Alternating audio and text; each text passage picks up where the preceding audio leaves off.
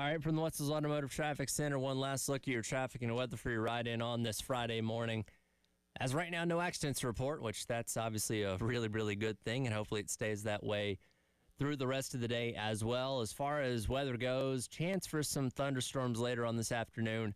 High today is going to get up to 84. Sunshine finally returns tomorrow, high of 84 as well, and then plenty of sunshine with a few clouds mixed in on Sunday with a high of 86. That's your traffic and weather from the Wetzel's Automotive Traffic Center here on The Game.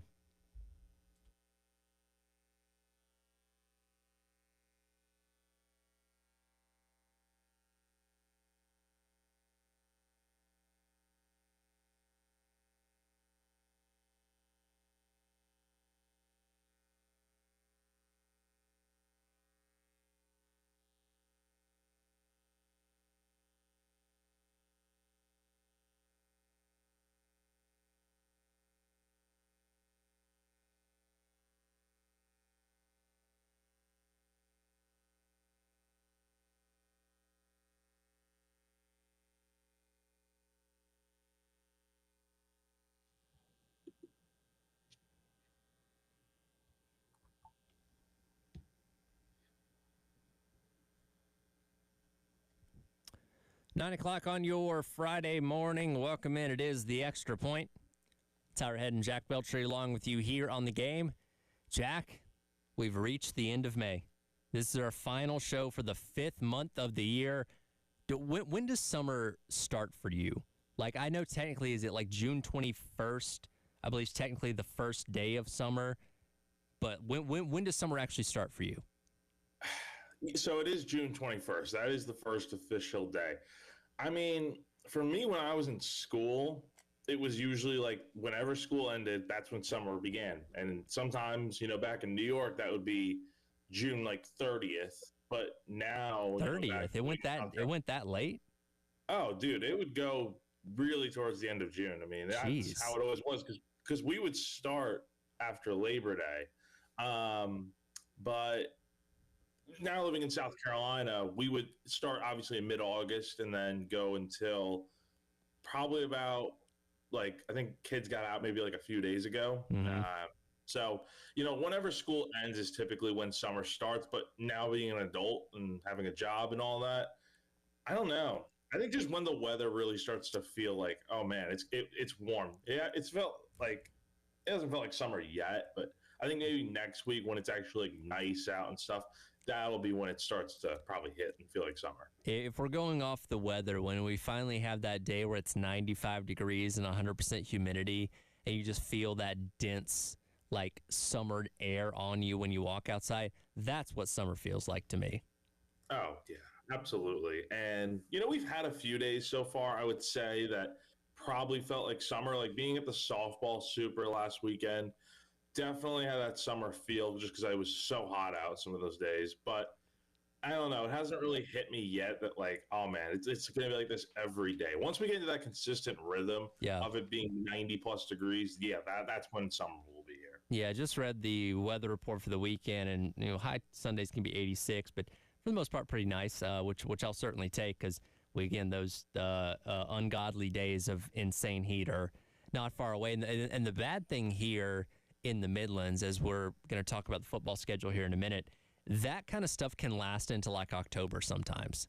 I know we like to think of summer in the parameter of June to September, but you can have a noon game at Williams-Brice Stadium be 95 degrees on October the 12th or something. Oh, yeah, believe me, there will be. That's the one thing I don't love about football season down here is that I do like the warm. Don't get me wrong. Sure. I like a nice 74-degree day in mid-November. That's cool and all. But I do like football is better when it's cold out, in my opinion. And that's what we really don't get down here too often. Once we get to November, I remember being at Clemson last year, having to wear a winter coat. It can get cold, obviously, but then you have the Old Dominion game, first game of the year in August or September, and it's 100 degrees outside. So there's really no in between when you're down south here. That's life in the South, and specifically life in the Midlands, that's for sure. We'll talk plenty about the football schedule coming up in just a second, but it is 9 o'clock. And as always, got to kick things off with our Sandstorm Pick-Me-Up. Here's your 9 a.m. Sandstorm. Sponsored by George Sink Injury Lawyers. Just call all nines.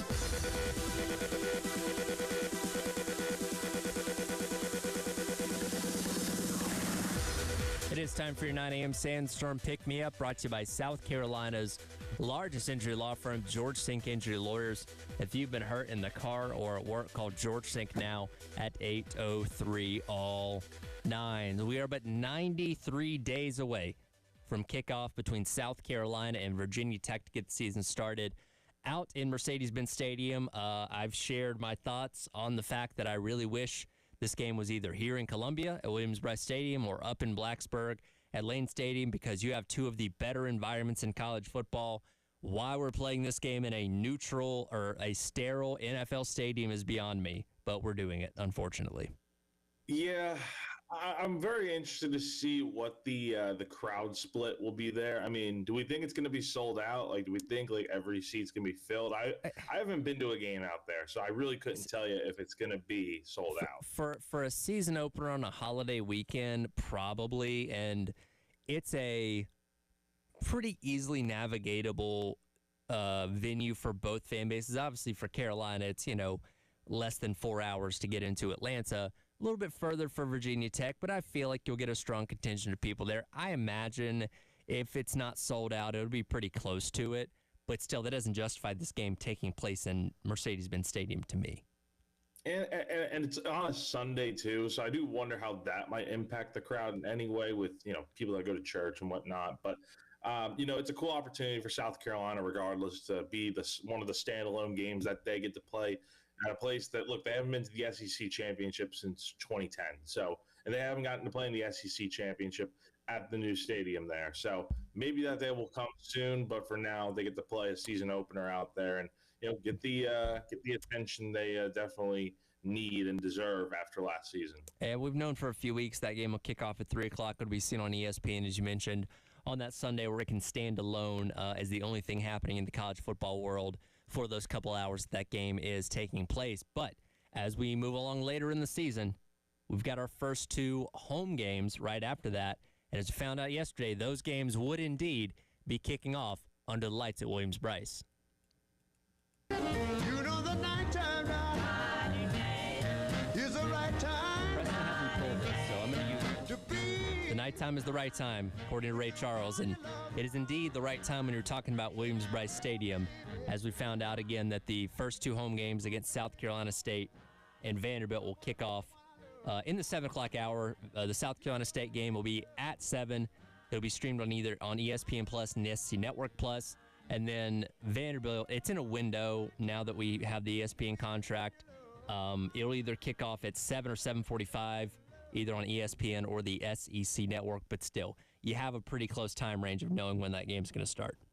Yeah, I mean, look, South Carolina, I don't think they had a lot of night games last year, if I'm not mistaken. It was Akron and A&M as Tavares' true home night games. So they're getting night games to start off the year, 2 in a row after the Virginia Tech game. And, I think South Carolina fans are super, super excited about this. I mean, that's what you want if you're a fan, because, you get to tailgate all day, you get to watch the other games. And then you get to see, look, the light show is going to be out there. The fireworks just feel cooler. The vibes are better. So it's good in that sense, and that's what you want if, you're a college football fan right there. You're seeing your favorite team play at night. Are you aware of what Coach Beamer's record is in home night games here? I have heard it before. If you ask me to tell you it off the top of my head, I really don't know, but South Carolina, I've been told it before. It is pretty good, if I'm not mistaken. 13-3, and 2 of those losses came in year one, and then the last time was that game against Clemson here 2 years ago. And yeah, sure that you've played the Akrons and the Georgia States and stuff like that in home night games, but still, your record when the lights are on at Williams-Brice Stadium, pretty dang good. Let me tell you, man, Willie B, obviously we all know, it's no secret. Willie B at night is very much different from Willie B at a noon kick or a 4 o'clock kick. Like some of the games last year, if they were at night, like the LSU game, for instance, is a big one. If that weren't one where at night, like it probably could have been or should have been, maybe that's a different outcome for sure. But I will say, like, there's just something about playing at night at Willie B. It's tough to go in there and win regardless, but like when you're under the lights, we saw it last year a few times. It can get crazy in there. Well, as you mentioned, you have all day to tailgate, and let's be honest, get sauced up a little bit, which certainly helps. But when you think about the traditions of Williams-Brice Stadium with the 2001 entrance, you have Sandstorm, you obviously have the LED light show going on. You can't do all those things to the same effect during the day, but when you have the backdrop of night, that elevates those things even more, creates a more raucous and hostile environment that, and I, just watching college football games in general, I question how anybody can go into anybody's home venue and function properly when you have 80, 90,000 screaming maniacs preventing you from thinking straight. You know what I mean? Like, it's impressive that teams get plays off at all in those kind of environments. But again, there is a such thing as a home field advantage. It's very real. And when you're playing a home game at night here at Willie B, it definitely ticks up even more. The other benefit, I would say, to kind of add on to what you're talking about there, and we talked about the weather at the beginning of the hour here. It's nice that these games in September are going to be played at night. Like, do I think playing South Carolina State should be a night game?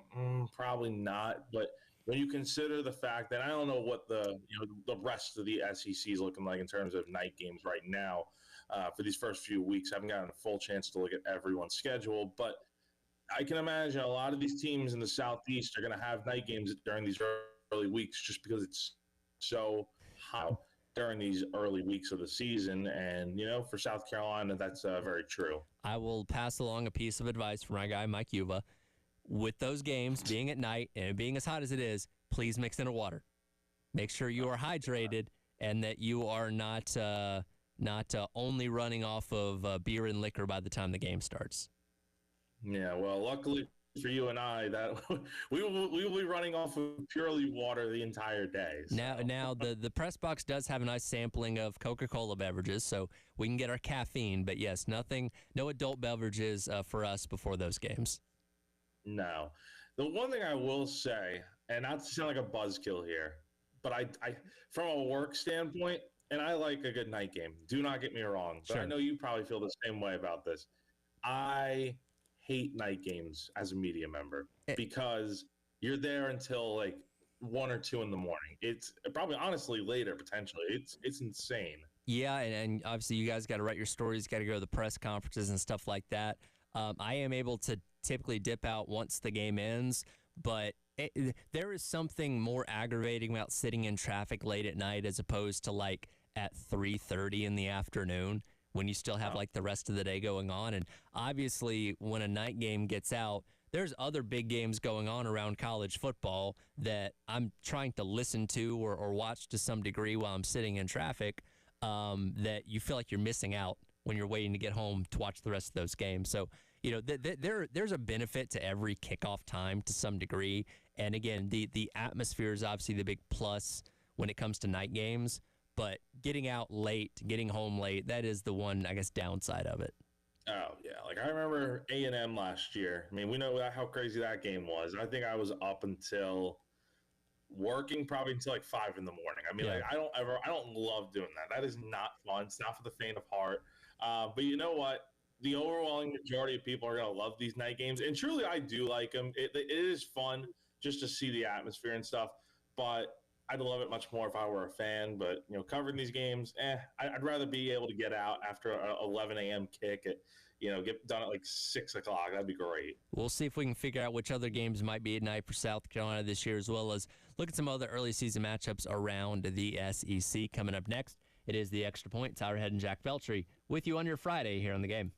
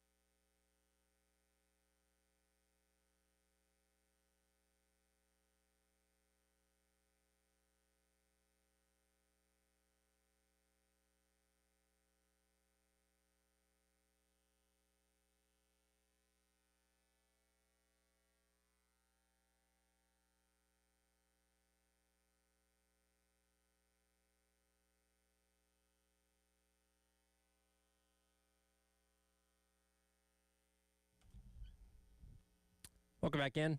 It is the Extra Point. Tyler Head and Jack Belcher along with you on your Friday here on the game, talking South Carolina's early season schedule. Now they've got a couple kick times in the book already. By the way, Coach Beamer going to be on with Jay and Elijah today at 4 o'clock on the postgame show. Maybe talking a little bit about these kick times himself as we approach the start of the 2025 season. I got to say, by the way, I love the fact that we can learn these things so far out now, because when it was the split deal between CBS and ESPN, where CBS got obviously the pick of the litter when it came to the games in the SEC every week, that dreaded 12-day window, right? Like, you'd go into the season, like, you'd know the time of your first game, a month or so out, but the rest of the season was all TBA. You just truly didn't know until a little less than 2 weeks before, when they put out the graphic on that Monday of, hey, you're kicking at 7 or 3:30 or 12 or whatever.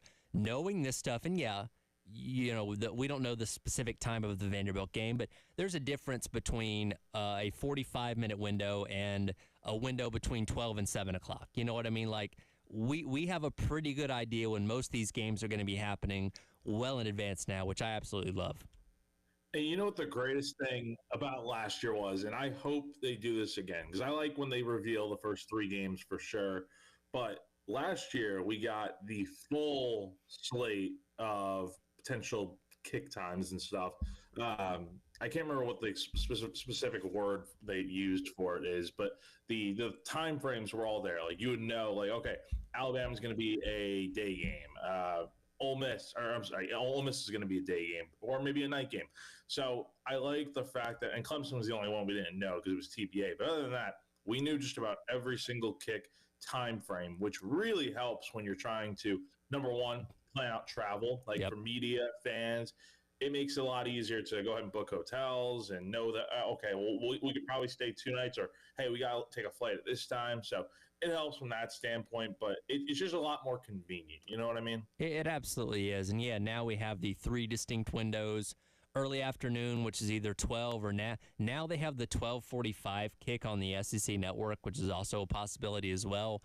You have mid-afternoon, which could be 3:30. It could be 4 o'clock. I think they still do 4:15 sometimes too. And then you have the late window, which is 7:30. I don't think we do 8 o'clock kicks anymore. I think that's a thing of the past now. So the latest is 7:30 or 7:45 if you're on the SEC network. So again, like I said, you have a good gauge of when these games are going to be taking place, which is great. Oh, yeah, totally. Absolutely. It's just great to know kind of what you're looking at when you come to, okay, like 5 months from now, in November, you know what the schedule time frame looks like. And that just makes it a lot easier on everyone. So it's something they should have done years ago. And quite frankly, I hope they do it again this year.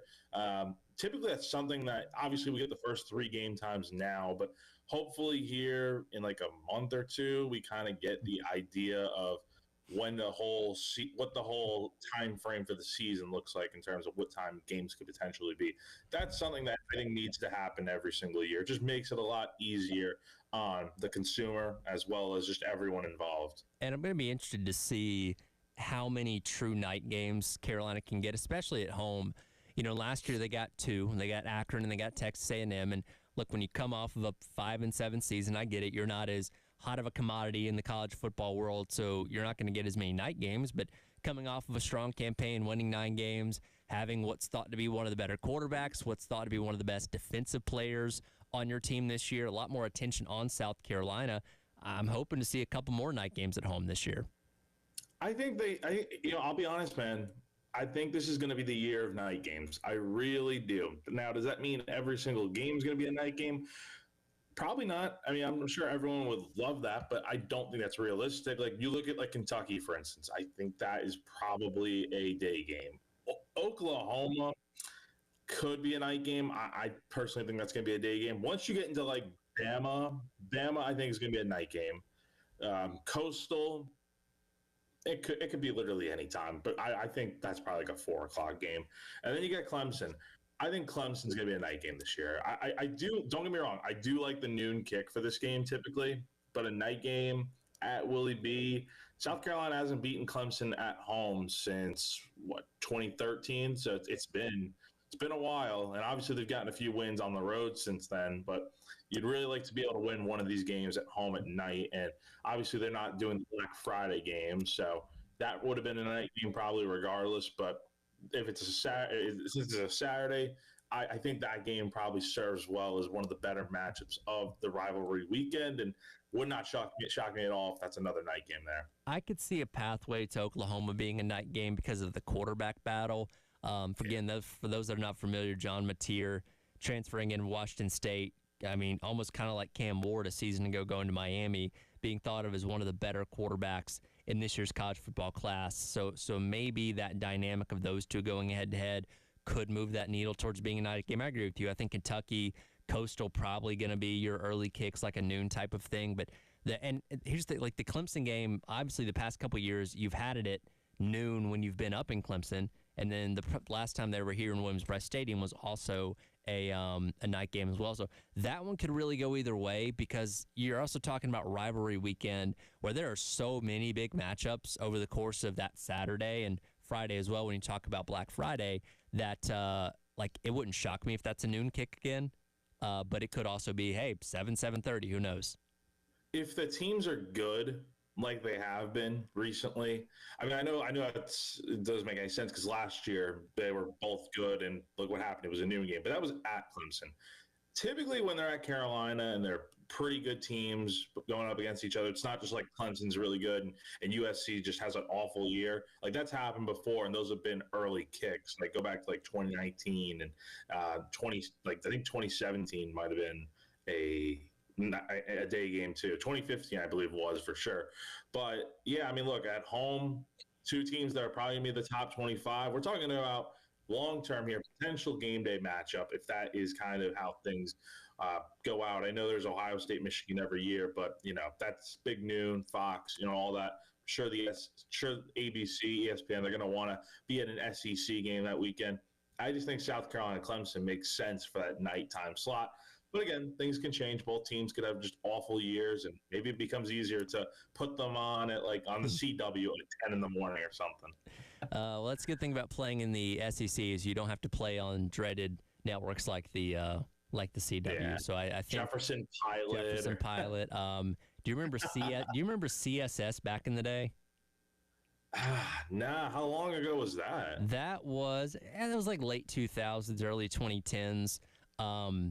It was. I'm thinking in terms of DirecTV here. It was one of the 600 channels, but it was typically where when you played the Citadel or FCS teams, that game would kind of get dumped off of on CSS, and I think they also had a pay-per-view too for some of those games.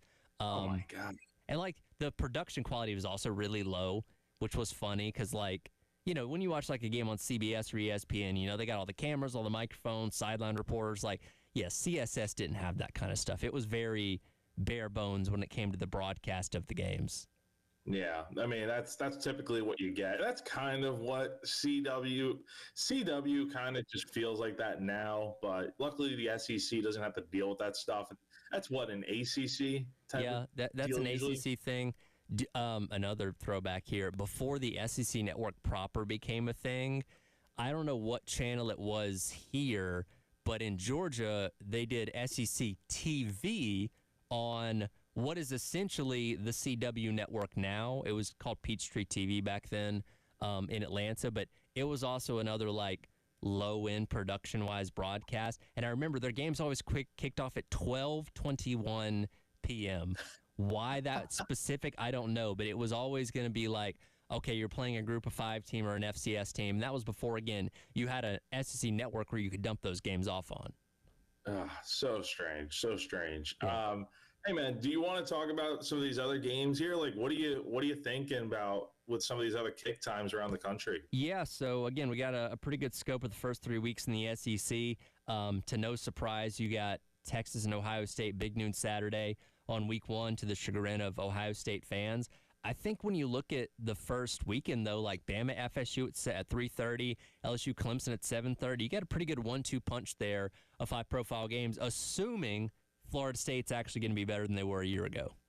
Well, it's week one, so it'll be tough to really tell until we get to the middle of the year. But no, I like the way the kick times are set up, and then you get into week two here. I mean, Michigan and Oklahoma 7:30, and then Arizona State, Mississippi State, Yep. also under the lights at 7:30. I like the way those matchups are set up there. Week number 3, Wisconsin, Alabama, big noon Saturday once again. Or that's not big noon Saturday. That'll be an ABC game. Excuse me. Georgia, Tennessee at 3:30, and then you get 2 games going on at the same time. Florida and LSU. That's always a good rivalry. And then A&M making the return trip to Notre Dame. I believe that'll be an NBC game because it's a home game for for Notre Dame. But some pretty good high profile matchups these first couple weeks of the season.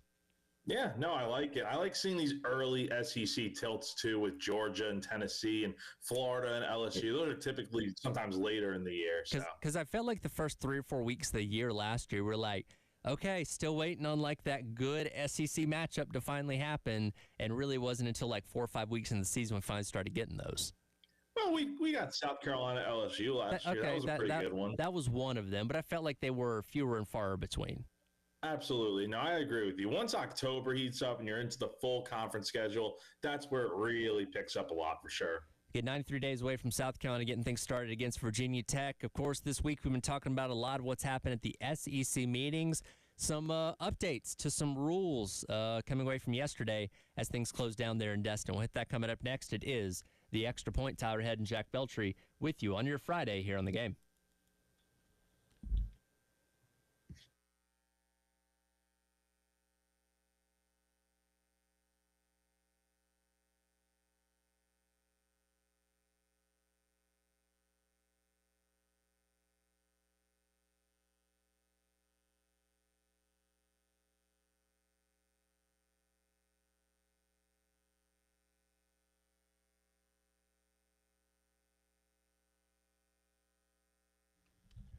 Tyler Head here for our friends over at Canty Foundation Specialist. If you were in the Midlands yesterday, you experienced one heck of a storm. Rain as far as the eye could see, maybe even flooded some areas around you. Well, if you live in one of those areas and you got a crawl space under your home, you need to check and see if there's standing water underneath there, because standing water in your crawl space can create an environment for mold, mildew, invite pests like termites into your home, which you absolutely do not want.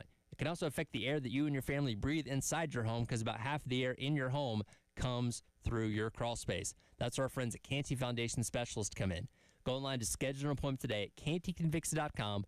They'll send a professional out to your home to evaluate your foundation issues and get them fixed so you and your family can live without worry going forward. Again, go online to schedule an appointment today at cantycanfix.com for our friends at Canty Foundation Specialist.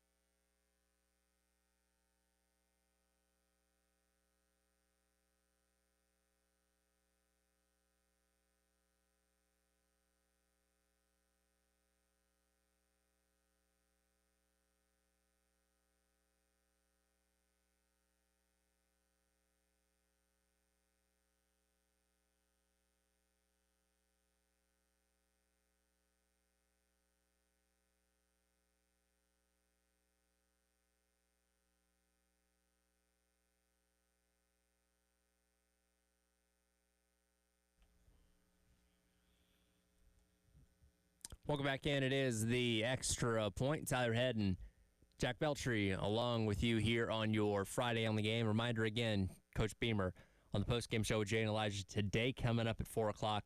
We'll get his thoughts on what went down at the SEC meetings this week in Destin. I feel like we talked about what went down there more than we have in years past, and we've gotten to the end of the week, and, nothing's really been resolved, if we're being honest. We still don't know our playoff format. We still don't know how many conference games we're going to be playing next year. They talked about a lot of things, but I don't know if they really figured a lot of things out. Were we expecting to get a lot of resolution to everything, though? The 9 games, I can understand that being resolved, but I feel like the playoff format, yes, it's been brought up plenty. I feel like that's something that maybe I'm not right on this, but I feel like that's something that's probably beyond just the SEC and what their thoughts on it are. Because, that's something that how much decision-making do they actually have when it comes to something like that? Well, and the SEC and the Big Ten do have the majority of the power, but it seems that the SEC kind of leaning towards the 5-11 model, while the Big Ten leaning towards the 4+4 +2 +2 +1 model. I think I got all those numbers in there. So, yeah, that was probably something that wasn't going to be resolved this week. We did hear that they could figure out the schedule thing by today between the 8 and 9 games, but that's also not been figured out. So, again, it was a lot of talking this week, but, again, I don't know how much necessarily got done down there in Destin, and besides Paul Feinbaum getting a burn on the top of his head. And burn in the literal sense, too, with Lane Kiffin, Kirby Smart. Goodness, man. They are not pulling punches when it comes to Paul. And look, Paul is not just on his show now. He shows up on Get Up and Sports Center, and he throws some takes out there that get around. So these coaches, they listen. Oh, yeah. It's hard not to hear it. We talk about the fact that there's not much really going on, but we talked about yesterday, and I sent this over to you. Yep. The fine just becoming $500,000 now for any time you storm the field, court, wherever. That's a steep price to be paying, and I know fans probably don't care about it, but in reality, you're paying that money to another school, and that's not necessarily ideal. It is interesting because it used to be the escalator, right? And this is court storming and field storming grouped together. So if you're doing it over the course of a calendar sports year, you can incur more fines, where the first offense was $100,000. Second offense was $250,000. Third offense was $500,000. And now that's out the window where, like you said, it's a straight $500,000 fee if you storm the field or the court one time. If you do it twice, you're obviously paying $1 million. And again, I've said before, these number figures are out there as a way, I feel like, for the conference and the schools to cover their butts, right? Because when you have tens of thousands of people running onto a field they're technically not supposed to be on, you open yourself up to a lot of bad things happening. Injuries, lawsuits, and those kind of things. But when you can say, hey, we have this fine of 6 figures to discourage people from doing that, I feel like that can cover your butt in the court of law if something does bad end up happening. But now, obviously, these things, and Press and I were going over this in the last hour, the line of what's acceptable for storming a court or a field has shifted a lot over the years. It used to be, okay, if you upset the number 1 team at home, you storm the field. Now it's like, okay, well, if you beat the top, the 15th team and you're unranked, then you storm the field. I justify South Carolina doing it against A&M. Top 10 team, hadn't beat a ranked team in 3 years, in over 2 years. That was fine. But some of these schools are really pushing it when we talk about what justifies the field storming and what's not. And the SC had 8 of them last year, and they certainly want to reel that back in. So, yes, $500,000, no matter how many times you do it, every single time, may get some more people's attention. But not every conference is like this, though, to where it's okay, if I'm trying to think of an example, when Kansas was awful years ago, and I think they had beaten Texas for the first time. That was their first win or Big 12 win in ages, and they stormed the field. Okay, no big deal there. That's whatever. But an SEC school, you're getting $500,000 sent to your bill after the game, and that is. That's just a steep price to pay. So I think you really have to draw it up to, okay, who are you storming the field against? Yeah. I think it really should be reserved for like a top 5 team in the country. And if you're just an unranked team, like if you're number 10 in the country and you beat number 1, you shouldn't be storming the field. That's just me. If you're actually a good team, there's no reason to. But if you're a bad team and you just beat the top 10 team in the country, sure, why not? And it's also important to remember as we enter the revenue sharing era, every dollar is very important now in college sports. And if you are willingly forking over $500,000 after a field storming to the other school, that's something that can potentially come back to bite you in terms of the money that you're paying to your respective programs in this new era of revenue sharing. Now, again, if you're a fan in the stands watching your team get ready to upset the number 12 team in the nation, you're unranked, you can't just tell the people, hey, wait a minute, think about the fine, because nobody's going to listen to that. You have to put in more parameters in place to prevent these things from happening physically at the stadium. Do you double or triple security? I don't know, but you're going to have to do more at the stadium to prevent people from running onto the field because, again, when people are caught up in the moment of whatever's happening in that game, they're not thinking about your fine, I promise you. Yeah, no, that's exactly the right perspective on it. And, I don't think doubling or tripling security would really do much, to be honest, because if you think about it, like South Carolina does a pretty good job at preventing these things from happening. Like they know people are ready to storm the field after random wins during the year. So they're prepared for it. The problem is there's no stopping it from the standpoint of down the sidelines and stuff. It's tough to patrol every part of the stadium, Sure. But I just don't think doubling security would really do much. Now, what else could they do? I'm not sure. It's not like they're going to put an electric fence in there in front of the fans and stuff. But there is something that probably does need to be done just to prevent. Like, I'm all for having fun, but that's a lot of money to have to pay to another school. Well, field stormings and court stormings are still going to happen as the SEC is trying to discourage them. One thing that's not going to be happening anymore is coin flips to determine the number 1 overall seed in basketball. And Greg Sankey addressed that yesterday in his closing statements from the SEC meetings. We also approved a revision to tiebreakers in the sport of basketball. I don't have those at my ready, and I think there was some editing done that will reduce and hopefully completely eliminate the need for me to stand in front of a camera and flip a coin ever again during my career as a conference commissioner. We talked about it when it happened. That was low-key kind of embarrassing. Obviously, it went South Carolina's way because they won the toss and got the top seed for the tournament over Texas. But having the commissioner of your conference on live TV have to flip a coin to decide something like that, we all said this should never happen again.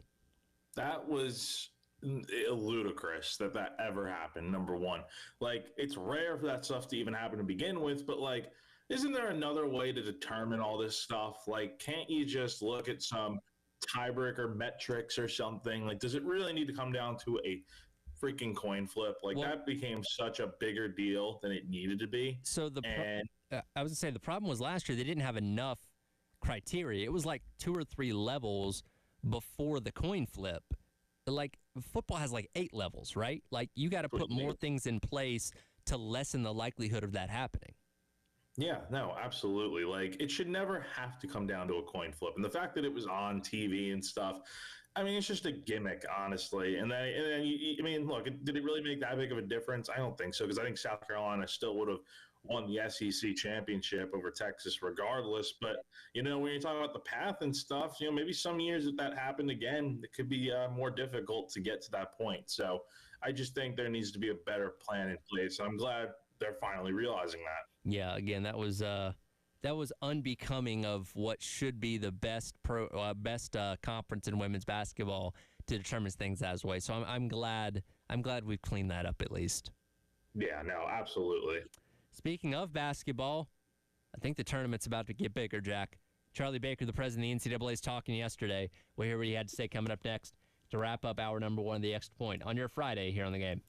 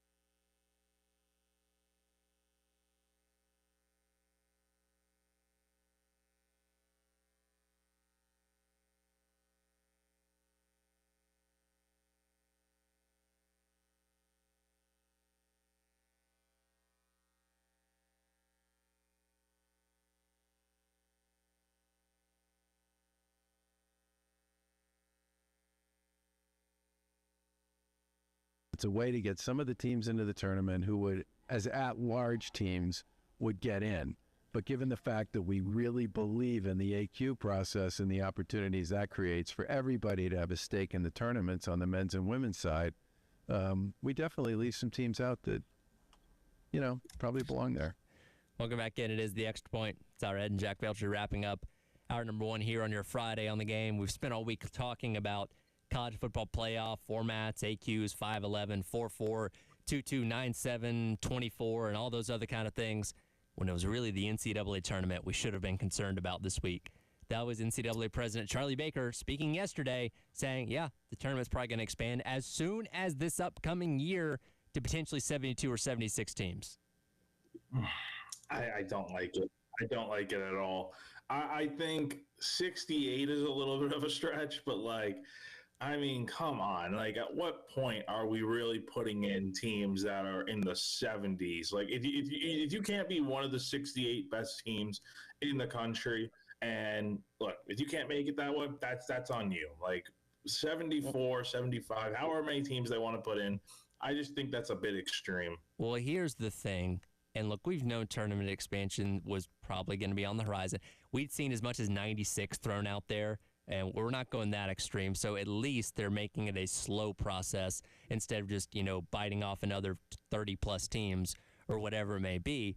My fear with this, though, is we're going to see it's essentially, I feel like, going to act like an extension of the play-in, right? You have the first 4 as of right now. I feel like the first 4 is going to get extended out where you're having teams still trying to play themselves into the field of 64. But what I'm afraid of is you're going to have a lot more AQs, as in mid-major champions, ending up in those play-ins, as opposed to teams that did not win their championships and are taking up at-large spots. Because that's my thing. If you want to expand the play-in, okay, but make it all teams that do not automatically qualify. Make it the Marylands, make it the West Virginias, make it the Vanderbilts, whoever it may be, that weren't good enough to get in on their own conference, having to play their way into the tournament. But unfortunately, that's not going to happen because the power teams are the ones that draw the ratings when it comes to the tournament itself.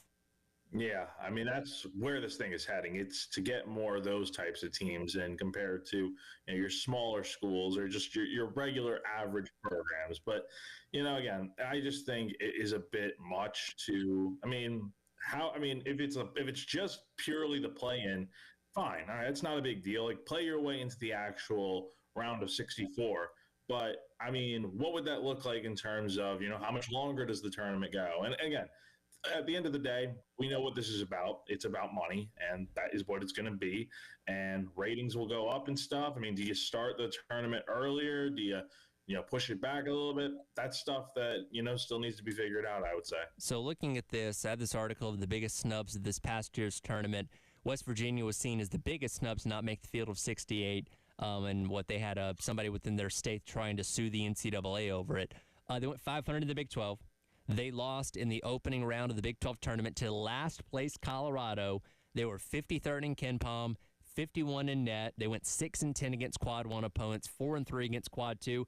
Again, that's a okay team, but nobody's saying, oh my God, that's a team that definitely deserves to be in the NCAA tournament, right? You're fine, but we have to draw the line somewhere. And we have cases like that seemingly every year where there's always a few teams that are okay, how'd these teams not get in? And then you have teams like, North Carolina, I know it was a big debate last year. That was the debate as well. North Carolina got in because of their brand. And I think that's where this whole thing would be heading. If they do ultimately do expand, like I think they will, we would see more of that where these blue blood teams that, or maybe not blue bloods, because they're normally good, but teams that just are mediocre at best are finding their way in just based off of brand bias. I can tell you one thing. If we get 76 teams in, 77 and 78 are going to be very upset. Oh, yeah. We're going to have 100 teams before you know it, man. I'll do it for hour number 1 of the Extra Point. We'll see you here on Monday, Jack. Yeah, see you then, buddy. Coming up in hour number 2, we run the numbers with our guy Corey Parson of the BetMGM Network, looking at Week 1 college football lines as well as favorites to win the College World Series.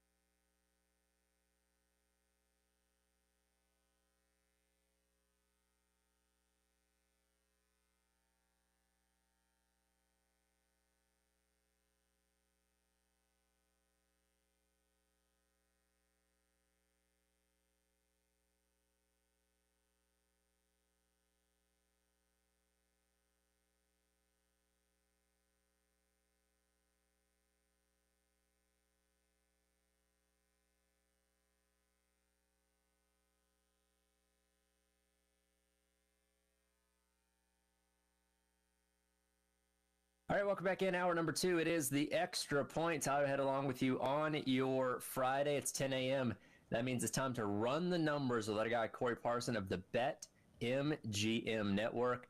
Corey, hard to believe we have now hit the end of the month of May. We're about to really get into the summer starting next week. And as of right now, as far as the Gamecocks go, we are 93 days away from kicking off the season against Virginia Tech. So right over 3 months away before we finally get football returning.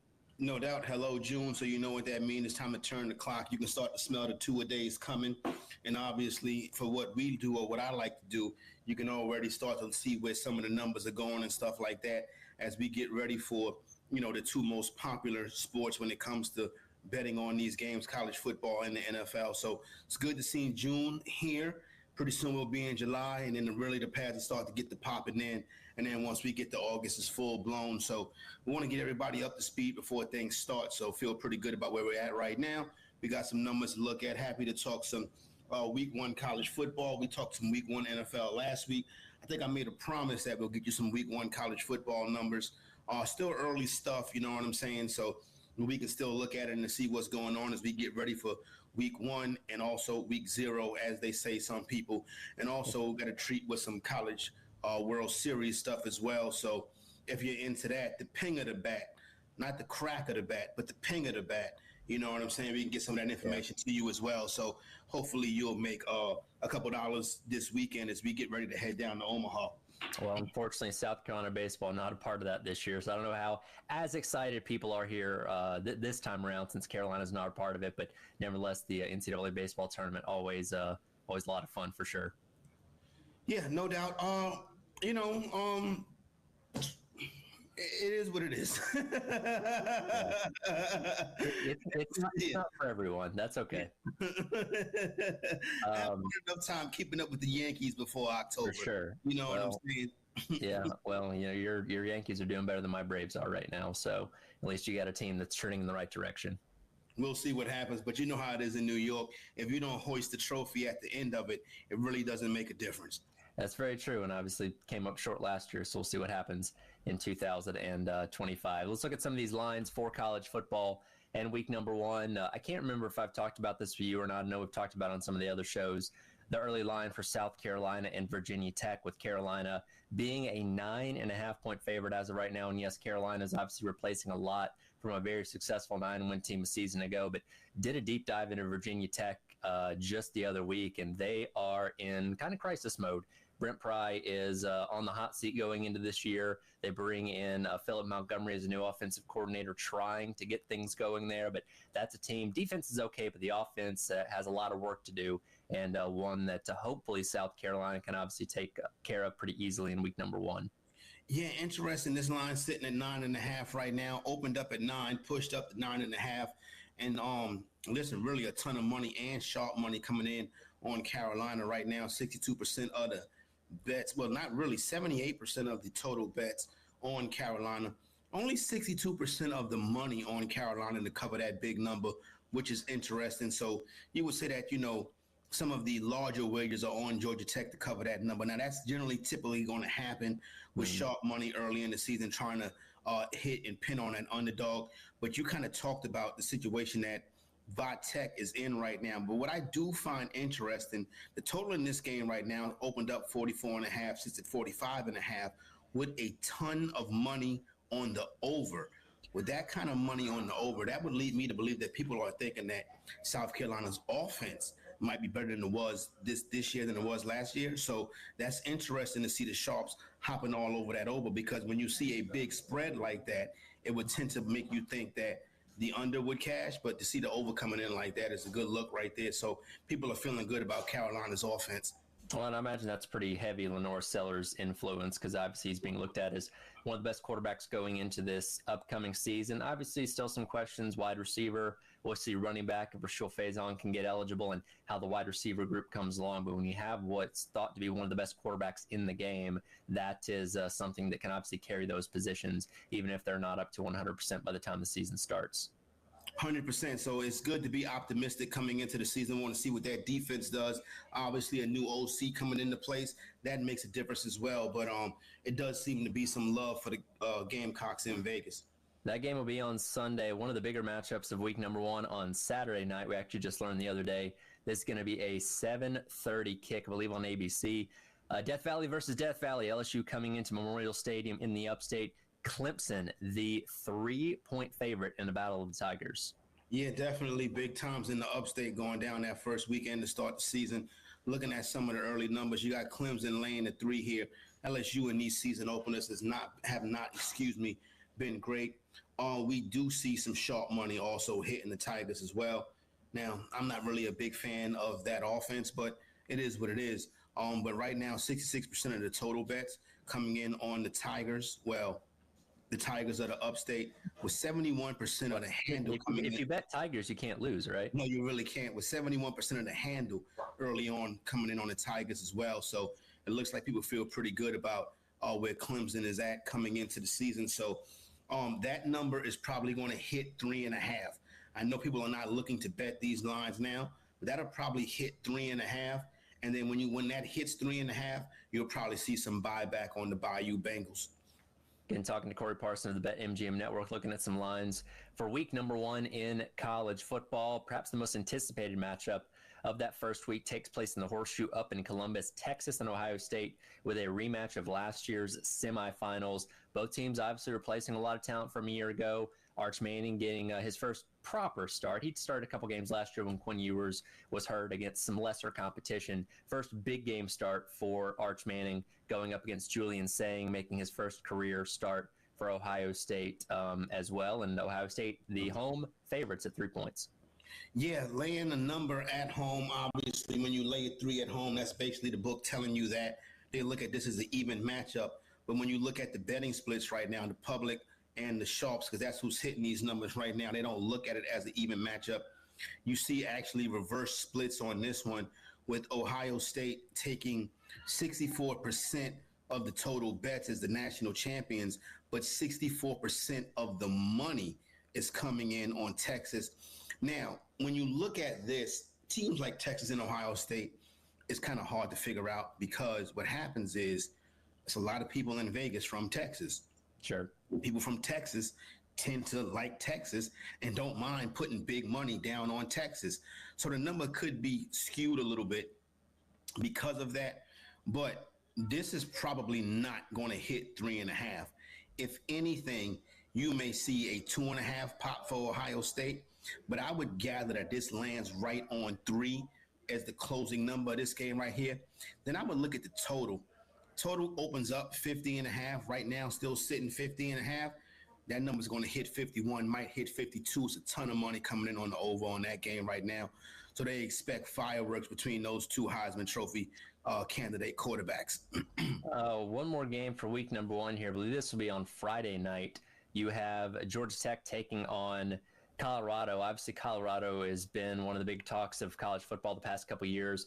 The Deion effect in full effect there, but I was thoroughly impressed with Georgia Tech towards the end of last year. Haynes King, a scrappy, gritty quarterback. Brent Key, obviously an alumni there of Georgia Tech. And one of the last games people watched of them was them taking Georgia all the way to the limit in that 8 overtime game in Athens on Black Friday. So I think a lot of people very high on Georgia Tech going into this year as Brent Key continues to improve that program. And they sit right now as a 3.5-point favorite over the Buffalo.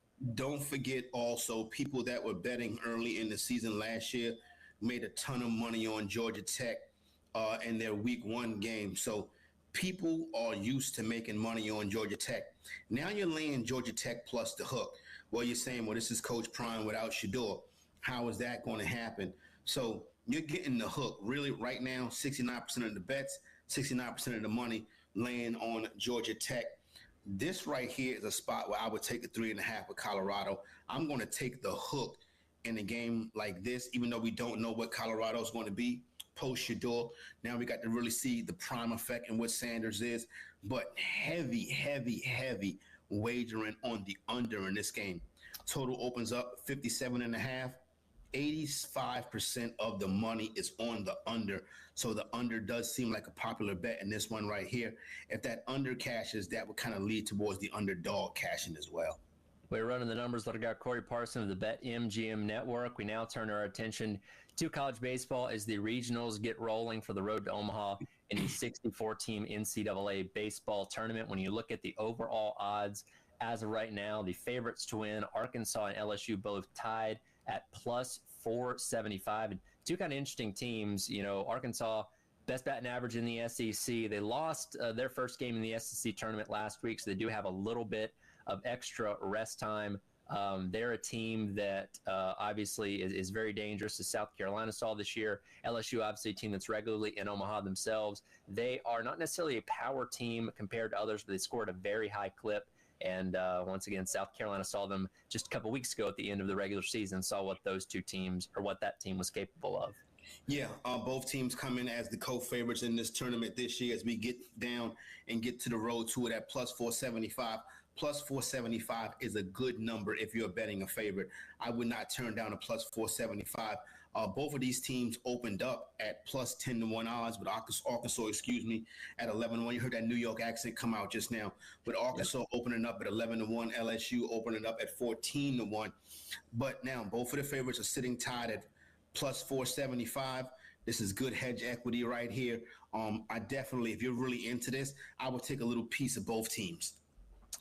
Looking elsewhere, and again, the SEC has 7 out of the top 8 teams in terms of overall odds to win this thing. Go down to the 5th best odds, that being the Texas Longhorns at plus 1,000. Jim Schlossnagle, obviously coming over from their rival in A&M a year ago after getting them all the way to the national championship game. And this team is nasty when it comes to pitching. Best ERA in the SEC. When you talk about postseason baseball, no matter what level you're at, if you have pitching, you can go really, really far. Yeah, interesting. Open up the season at 25-1 right now as we get ready to hit into the tournament, coming in at 10-1. And when you look at the handle, 8.7% of the money is on the Texas Longhorns. That is something that Vegas can handle. So if you want to take a little piece of Texas, I don't have a problem with that one right either. That number is moving in the right direction, and it kind of gets you off the favorites a little bit. Now, it's still somewhat of a liability in Vegas, with them being the second biggest liability behind the Texas Longhorns, but still not a bad number to get behind. And one more behind them, you got the defending champions in the Tennessee Volunteers at plus 1,200. And obviously going back-to-back in any sport is going to be very, very difficult. This is a great Tennessee team, third best power hitting team in the nation with 122 home runs. But when it comes to playing at home in Knoxville, they've lost 4 series in SEC play this season, which is very uncharacteristic of Tennessee and Tony Vitello. So not a guarantee they're going to be able to escape the regional. But again, when you get in the postseason, they're a team that is always going to be dangerous. Number moving in the wrong direction as well for the Volunteers. Opened up the season 9-1. Right now, sitting at 12-1. So you hate to see that number moving in the wrong direction. That kind of lets you know that Vegas doesn't think it's going to be a back-to-back season for them, because with the amount of liability that they have, Tennessee really only 8.7% of the tickets, so really not that much liability. But with that number moving to 12-1, if you think they can repeat, that's a good number to jump on. But it looks like people are telling you, the sharp money is telling you to stay away from the Volunteers going into the tournament. Those regionals get rolling in just about 2 hours' times. Obviously, the road to Omaha beginning today with the College World Series getting rolling on June the 13th. Corey, appreciate your time as always, man. We'll check in with you next week. We'll officially get in June. Yeah, no, that will be in June next week. So we'll circle back, see what we got. And we'll sit down right here and run the numbers and break it down. And hopefully we can have a fall of people and a summer. Don't forget, because we still got plenty of summer stuff as well. You know what, right. I tell you what you probably could do right now with Caitlin Clark being injured. You probably can get a good number on her to be the MVP, and you probably can get a good number on the Fever to be the champions as well. So that might be a little bit of something that'll hold you down until we kick it off on the gridiron. Lots of things happening this summer. Coming up next, though, have we seen our last undefeated national champion? One college football coach in the SEC certainly thinks so. We'll dive into that next. It is The Extra Point. It's our head along with you on your Friday here on The Game.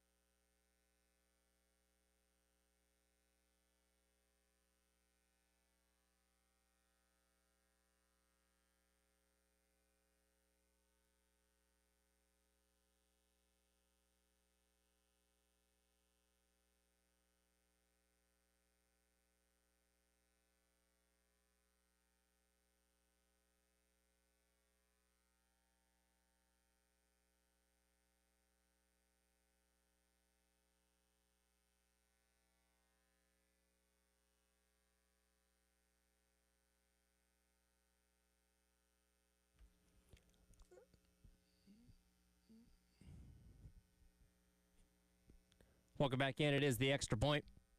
It's our head along with you on your Friday here on The Game. Have we seen our last undefeated national champion in college football?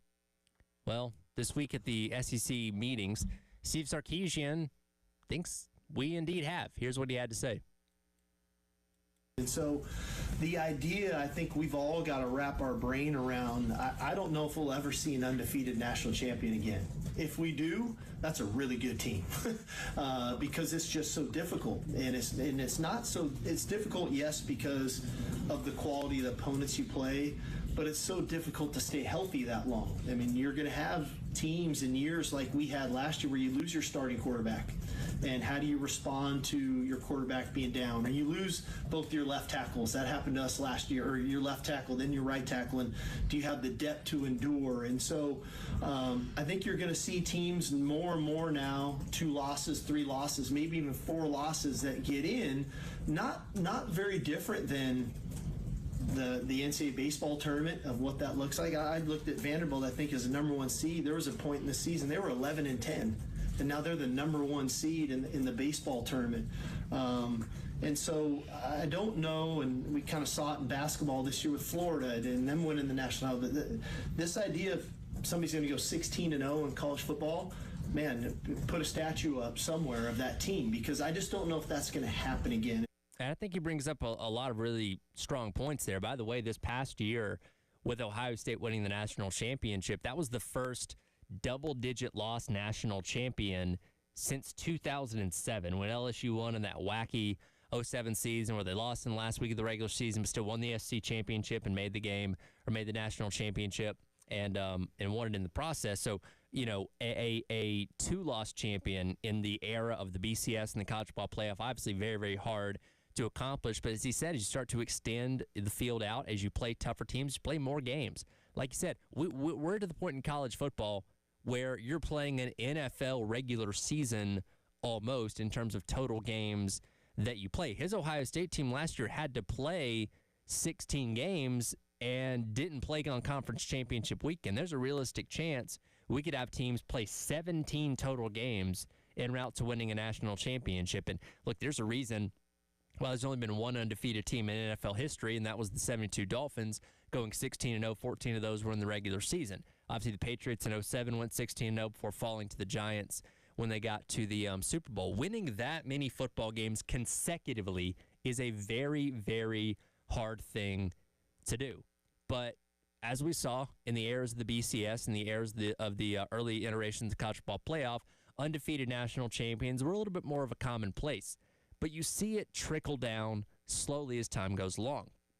So I went back yesterday and looked, and I'm only going to go back to 1998 because that's when the BCS started. And I know we were crowned national champions with AP polls, and there were, in the days of the Bowl-Elition and Bowl Call Alliance, attempts to get 1 versus 2 against each other. But we've had a consistent actual national championship game every single year since 1998 when the BCS came around. That's obviously morphed into the college football playoff. Starting in 1998 with Tennessee, that Tennessee team that won the national championship, we have had 10 of the 16 teams in the BCS era win the national championship being undefeated. That is a 2 out of 3. So 2 out of every 3 champions in the BCS era were undefeated, going all the way up to Florida State winning the last one in 2013.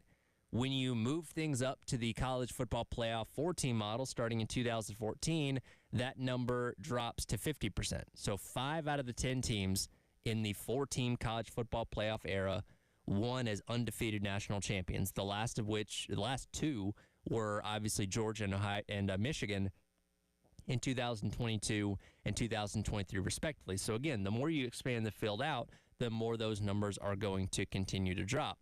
And there's a lot of factors for that. And obviously we look at Ohio State, again, a team with 2 losses that never would have gotten a chance to be in a 4-team playoff or a BCS national championship game because they had too many losses, didn't play in their conference championship and all that. So you've already expanded the field and invited in teams that otherwise wouldn't have any shot in your prior formats. So you have an opportunity. And again, we looked at Ohio State as the best and most expensive roster in all of college football a season ago. That $20 million number, whether that's true or not, is what we all talked about in regards to how much that team was obviously worth. They lose a heartbreaking close game with weird circumstances to Oregon on the road, and that's their one loss. Okay, no big deal there. And then they just look terrible in their rivalry game against Michigan. I think they were trying to prove a point in that game and ended up shooting themselves in the foot, but that's besides the point. In years past, that would have completely eliminated them from any conversation of being in the national championship. Now, yes, they had to go through the path of playing the extra game to get there, but they look like themselves. They look like the best team in the country over the course of the 4 games in the college football playoff, and obviously went on to win the entire thing. But even that team, as talented as they were, as much money was thrown at them, they still found a way to trip up a couple times in the regular season. And I also think there's something to the effect of not having as much pressure to be undefeated. And look, I hate the fact that the regular season is being devalued as much as the next person, but it is what it is at this point. If you're a team in college football and you know you kind of have a couple mulligans during the regular season, not to say that you're not going to go out there and try your hardest to win every single game, but the pressure of knowing that you can be more flawed and still have a path to winning the national championship, I think alleviates teams from doing something stupid, from playing over their skis a little bit, knowing there is zero margin for error. Again, I don't like the fact that we've gotten to this point in college football, but it is what it is at this point. So a team like Ohio State, as much as we were talking about, man, Ryan Day looks cooked. I can't believe this Ohio State team lost to a bad Michigan team. There's no way they're going to be able to run the table and win the national championship. They spent those next couple weeks refocusing, retooling, and obviously came out firing on all cylinders over the course of the next month en route to winning it all, defeating Notre Dame in the process. So the door for those teams to be able to go on those kind of runs is always present. And now you're not, because going undefeated in the regular season, still a very possible thing, winning 12 games, 13 games when you count a conference championship. But now those teams are potentially rematching or going up against teams that have gotten that second win to them.